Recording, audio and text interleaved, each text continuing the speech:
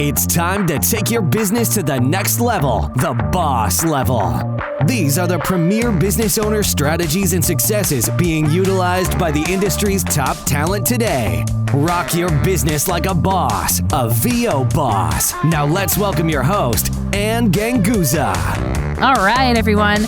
Welcome to the VO Boss Podcast. I'm your host, Ann Ganguzza, along with the amazing Miss Kesha Monk. Hey, Kesha. Hey, Ladybug. How's it going? I'm doing good. How about yourself? Well, better now that you're here with me. Aw. Kesha, you know, it's funny. I think about how we met so long ago with one of our favorite colleagues and for you, I think, a mentor. And that was when we met at Voiceover Mastery at Randy Thomas's place down there. Yes, she is so long yummy. ago. I just love her. She is so unbelievably yummy.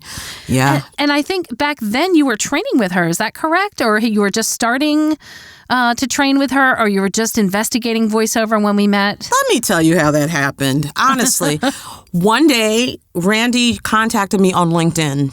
And she just said, you're into voiceover. I think we should be friends.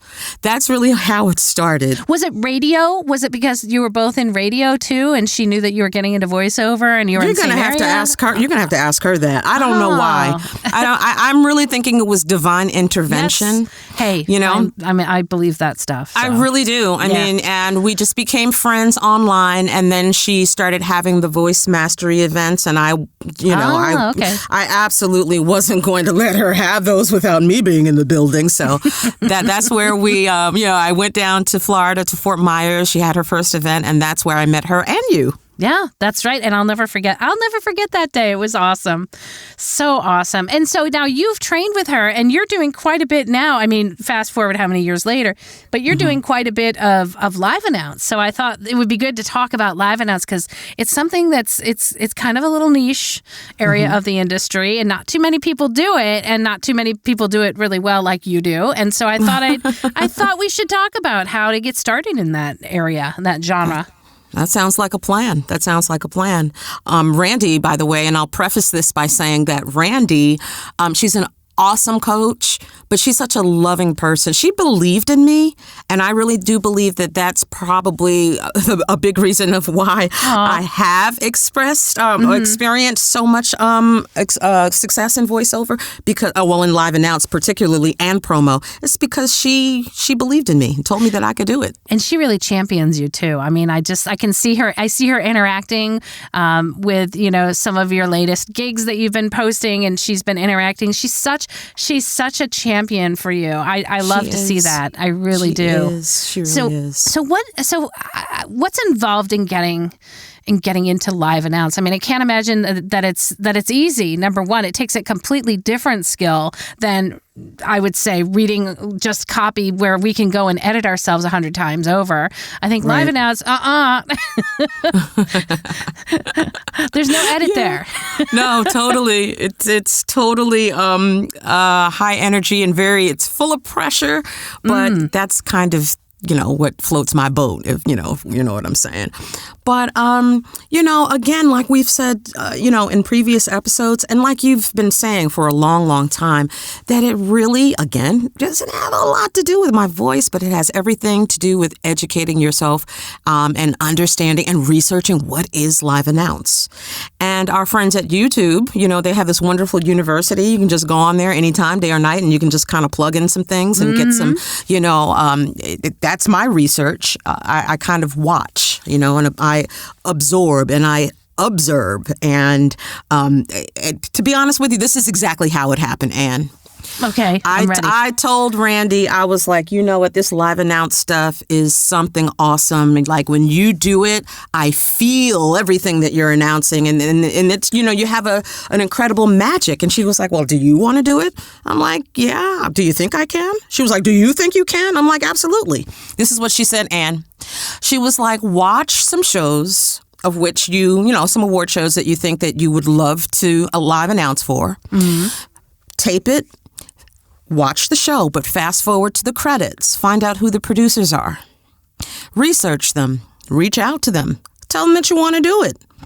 And that's it. Wow. Wow. It sounds really simple. So the Soul Train Awards, that Yes. took me like 4 years to get that gig. I didn't get it like through an agent or anything. I just did what Randy told me to do. Wow. I researched.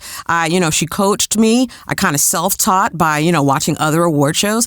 But I harassed all the producers of each and every one of these shows. And, I introduced myself. They're especially now, Anne, because of the pandemic, everybody is a little bit more accessible than they used to be, right? Yep. You can easily go on LinkedIn. And again, I would definitely advise anybody that would want to do that to be to be tactful when doing so. Yes.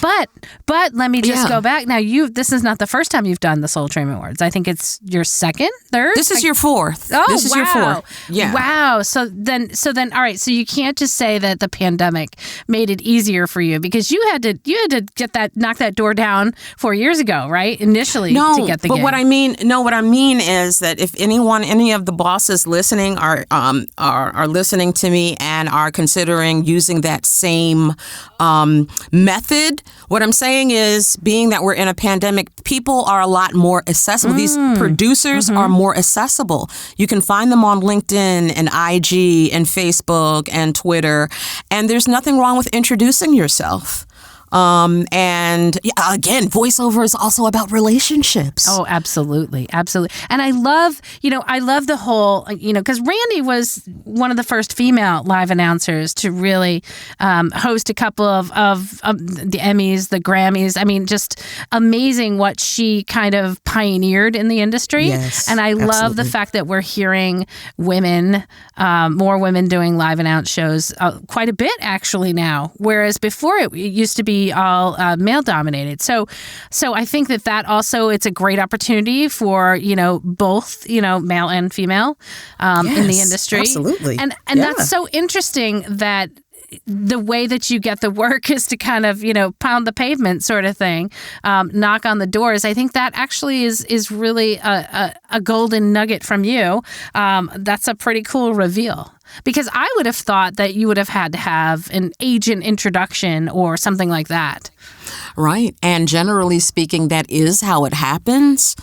I don't know. I'm being so vulnerable, and I thank you for that. But I don't want to scare people. But I'm really kind of I'm a crazed nut for voiceover. I totally am. That's to your advantage, I think. I think Actually, so. yeah. I think so, because I really, really wanted to do this. And then, I got Randy in my ear saying, you can do it. You can do it. You're talented enough. You can do it. And so, I was ignored for a year or two. And then, and then I got responses. But then they were saying, well, not this year. And I thought that was a huge plus. At least you're emailing me back. In fact, in my mind, I'm like, oh, I am so in there. Yeah. Once they said no. And eventually, and then check it out.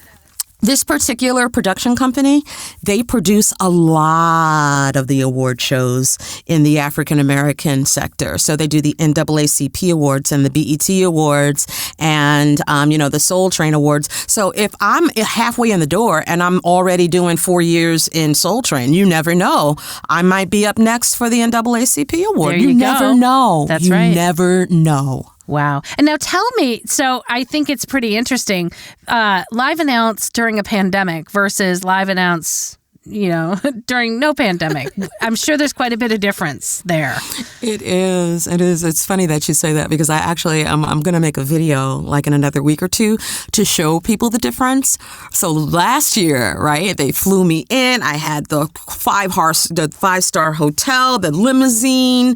I had my own dressing room. It was so phenomenal. And this year, I did it in my pajamas right in this very room. Totally. Now, for me, I would have thought maybe I'll dress just to feel the part. But yeah, So did you have a preference? Did you like it better at home, or what was the experience? Well, I think I'm split 50-50 on that, because of course everybody likes to be wined and dined, and I'm walking it's crazy. I'm walking the red carpet along with celebrities. They have absolutely absolutely no idea who I am. If you Google Kesha Monk Soul Train Awards, like you'll see a bunch of pictures like on Getty Images and like I'm this big to-do. Nobody knew who the heck I was. So of course, but at the same time, it's a lot of pressure. It's live TV. So, were you live during the pandemic live. Then? Yeah, totally. And so no. you have I wasn't live during the pandemic. No. Right. Okay. So that's what I was going to say. Yeah. But you had somebody directing you during the pandemic, I assume, or no? They gave you your script and you recorded it. Yep. I just pitched him in via Skype. Right. And I taped it and sent it to him. Wow. And still pressure, I would think. Now, for that, you could give them multiple takes. Is that correct? Versus when it's live. So let's talk about that's a big factor, I would assume, during live announces, the whole live thing. I just know, like, I'm just going to say that my closest experience maybe to that is where I used to have to always live record phone systems. And you can't screw up. You just can't. And so for that reason, I had two different rates. So if I had to come in and record your phone system live, it was more expensive because I had to have more talent. And not that I'm saying that it doesn't take talent to do it, reading from a script. Right. But for the phone, for me, I was like, look, I've got to be able to do that additional talent of I can't screw it up. And if I do screw it up, I have to keep re-recording it until I do it right. But live announce, you really don't have that option. You've got to be right the first time. You really do. And then there are a lot of factors. Like I can spend an hour, laying down some tracks with regards to, doing all of the different categories and the nominees, et cetera, et cetera. And then because of the nature of award shows, you have people who bow out and then you have people who have been added to the show. And, an hour could turn into another hour or a late night session. Like it's a lot of pressure. And when you do it live, it is now. So check this out.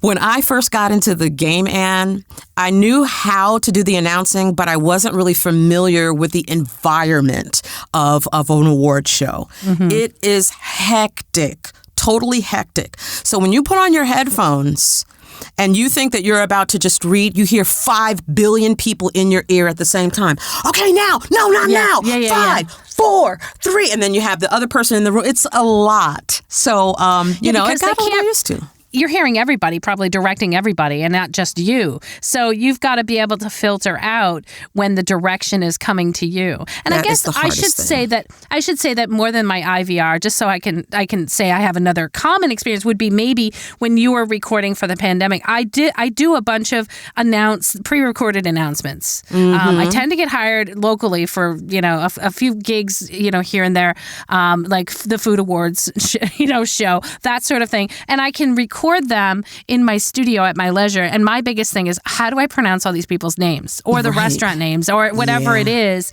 that I have to? And so how do you prepare for that, Kesha? Because sometimes you don't have the names right away or... Right.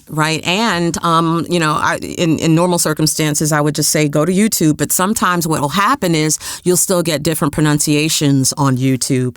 So what I do is I get with the producers before I go into the session. I have them pronounce it, and then I will record them while they're pronouncing it, and then I will it sounds a little complicated, but I'll phonetically spell it out, and then as a backup, I will listen to the audio if I have to do a quick reference on my phone.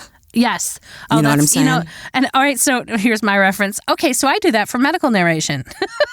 When if I have to pronounce a particular drug that I don't know, or even a name at a company, I'll call them up and say, "Can you please leave a message on my phone?" And that's like the simplest of things, but the most helpful. So that if you do need that reference right before you've got to live announce it or speak it, you just play it on your phone. But that's a great nugget of wisdom right there. So and really quick, there's this huge tennis tournament, like an international tennis tennis tournament that happens in Indian Wells, California, and I was going to actually live announce for them. But then, COVID happened or whatever. And I was literally sick on my stomach because you have all of these, names from Russian names and folks from Yugoslavia and all this kind of stuff. Yep. But, I just believe deep down in myself, I would not be here if I didn't deserve to be here. So getting hung up on a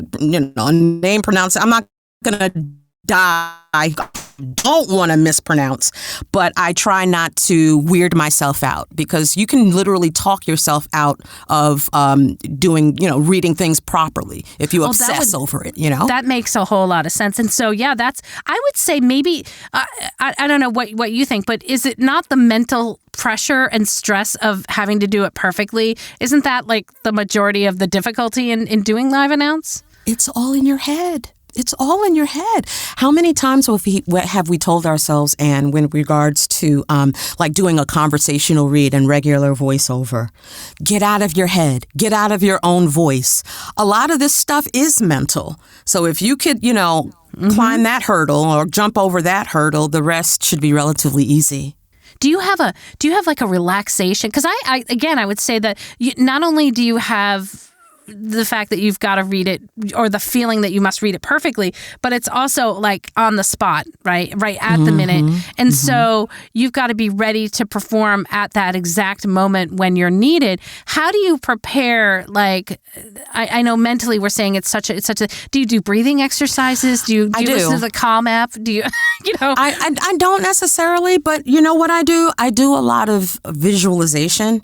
I always visualize myself doing it or I hear myself doing it the right way before I do it. I may not necessarily be effective for everybody, but I feel like if I see it, I can say it. If I can hear, you know what I'm saying? If I can see myself saying it, then I can say it. Like I see myself winning the Mega Millions jackpot this coming Saturday. There you and go. I'm going to win. I'm just saying. I love the visual. Well, it's visualization. I get that. It's visual. Yeah. So now, in order to get yourself in the door, let's talk about demos. I imagine you must have a live announced demo, or is it a compilation of work that you've done? I always do, if this is what you're asking, each of my demos are dedicated to whatever genre I'm doing. So I'll never mix it up. And the thing about live announce also is that not only do I get to announce names, but usually there's like I don't know what you call it, like maybe a narration piece. Okay, so I don't know. Michael Jackson like is up for the or something, right, or, exactly, exactly. So I usually try to sprinkle some of that in there as well. But yeah, and you had a demo produced, a specific demo produced just for live announce, correct? Exactly. And when you're knocking on the doors of these companies, that's what you're sending. So what's important? All the different styles, versatility.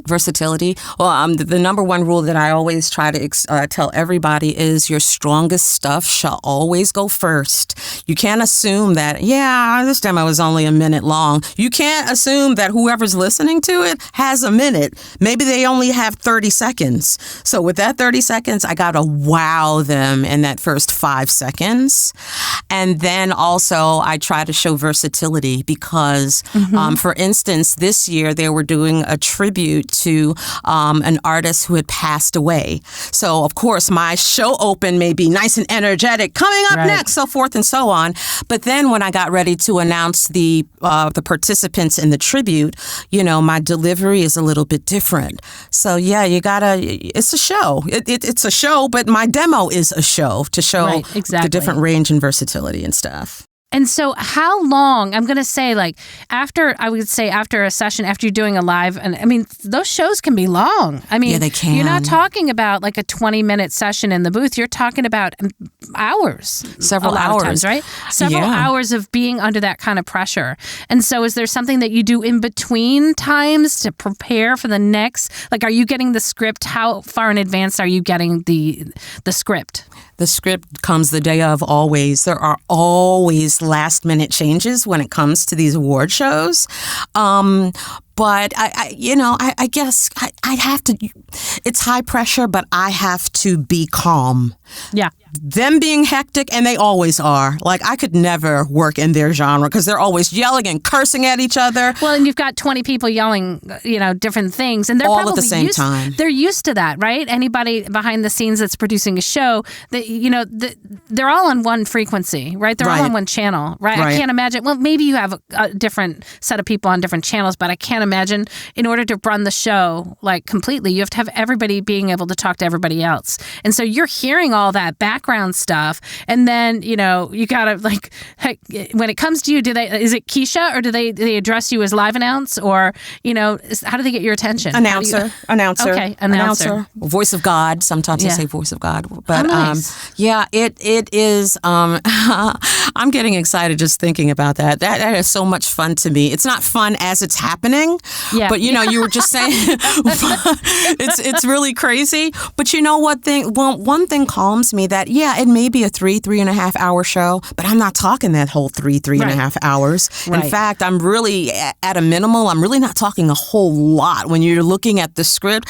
it really isn't a whole lot. Right. So, you have to listen. Soul Train is something that I grew up with. I'm familiar with the brand. I'm familiar with the temperature.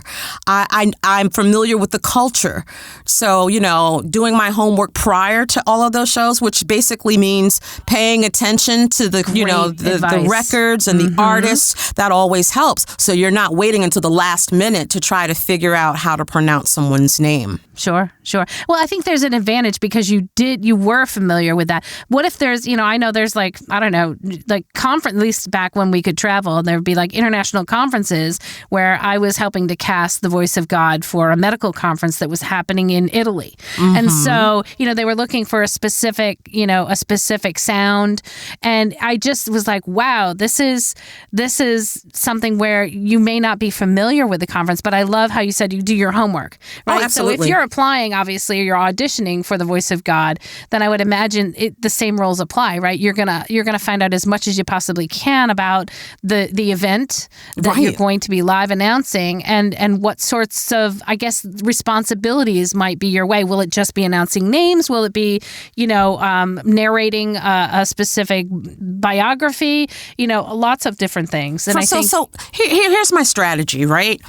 I want to be able to live announce possibly anything and everything in the world, right? Mm-hmm. But as I'm starting out doing the live announce, I purposely go after things that I'm familiar with. And then by the time I do my fifth or sixth live announce gig and I'm ready to do something like the Emmys, where I may not necessarily be familiar with, all of the names, but I would have found my groove by then. You know what I'm saying? Yep, absolutely. So, that's definitely what I do. I make it it's a conscious thing to try to apply for or go after things that I'm already familiar with. Mm-hmm. Absolutely.